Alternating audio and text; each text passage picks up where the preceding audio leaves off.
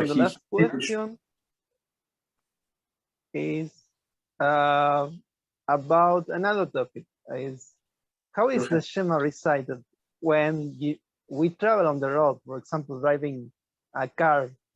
How can we say the Shema? Or it's mandatory to say the Shema, or we don't say the Shema? Okay, so for example, so if you're in a car and there is a latest time for Shema. Let's say, I don't know what is it today. I done it earlier. So let's say the latest Shema is 9:45 a.m. Let's say, right? So by 9:45 a.m. he has to say the Shema, right? Okay. So the proper way, he's in a car. He starts driving this and that, or whatever he does, right?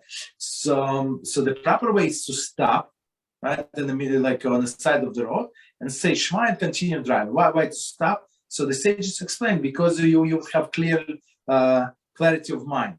You'll not be distracted with what's going on around you, right? But for example, if it's dangerous to stop, if you, I don't know what's going on there, it's let's put it this way: it's dangerous to stop, and you can say Shema by heart while you're driving. So continue driving, yes.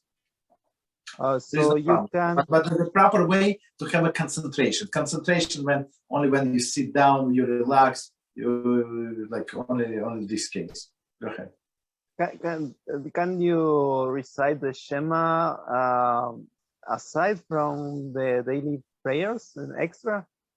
Yes. Mm-hmm. And what is the time for? In some cases, so I'll tell you what. In some cases, it's actually mandatory, right? So, for example, we cannot do any business before we pray, right, in the morning. Business, even if you want to drive somewhere, right? It's a business, like personal affairs. You're not allowed to take care of your personal affairs before you say Shema, right? So before prayer, sorry.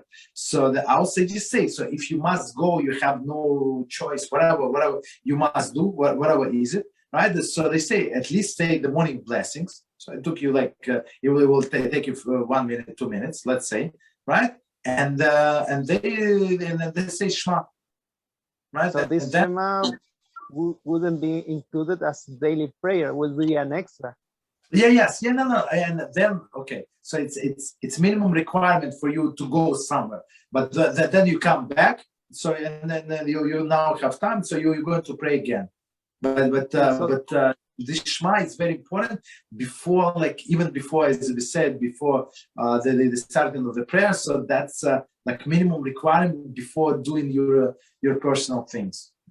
So if finally, after if the latest Shema already passed, can you say the Shema, or is forbidden? It is forbidden to say. No. It's not forbidden. Since it's those psukim from the Torah, it's going to count for you. So they say anyway, even if you're late, stuff like that. So say anyway, right? And it's going to count as you learn Torah. Absolutely, 100%. Okay, but do not neglect the mitzvah of the Shema. So they say if all of the time passes, so you don't say the blessings before and after. That's like separate mitzvah. Say the blessings before and after the Shema, but you say Shema with the 3 paragraphs. No problem.